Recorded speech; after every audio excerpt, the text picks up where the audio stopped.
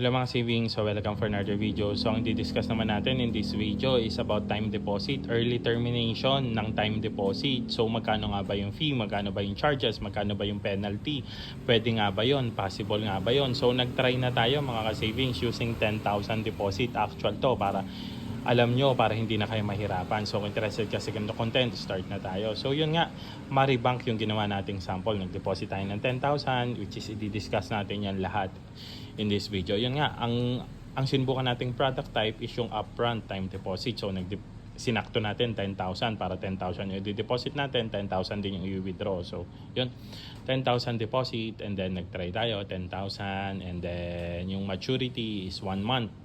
Tapos renewal din yung time deposit yan. So kung makikita nyo, ang magiging interest niya is 25.48. So kung makikita nyo, balance niya is 10,000. Makikita natin kung magkano na lang yan kapag dineposit na natin yung 10,000. Yan nga, 10,000 and then select lang kayo. Select nyo for travel, withdraw upon maturity. Then yun nga, na-credit na yung 25.48. So, depende na sa inyo kung malaki o maliit. Pero ang purpose naman itong video na to para kung possible ba yung early withdrawal ng time deposit at kung magkano ba yung charge. Lahat yun malalaman nyo in this video. So, yun.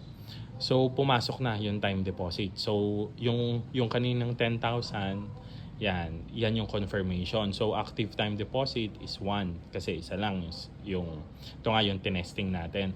So yun, so kung makikita nyo yung 10,000 kanina naging 25.48 na lang. So pumasok na sa time deposit, nawala na siya dun sa balance natin.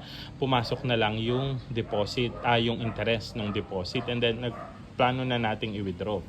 So yan, punta na tayo dito. So kapag i-withdraw nyo pala, punta lang kayo dito sa upfront time deposit. Tapos yan nga, may 1. And then click nyo lang itong active 1 na yan. And then mapupunta kayo dito.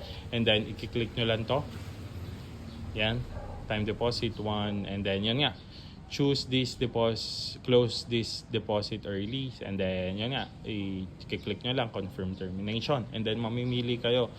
Ako, ang pipili ko sana just testing. Kaya lang baka hindi nila payagang i-withdraw kapag just testing. So ginawa ko na lang transfer to other savings. Mahirap na. Pero pwede rin yan for sure kasi nasa naman siya. Nasa selection naman siya. So medyo witty rin tong Maribank ha. May nakalagay just testing. So yun nga. So yan. So na-close na. Ayan yun. Yan yung shortcut nun. So ang makukuha ko na lang kapag withdraw is 9,974.52 kasi nga ililess na nila yung 25.48. So and then magta-type ka ng PIN, hindi pala na-screenshot yung PIN. Yan, nag-test siya ako, nakatatlo ata ako.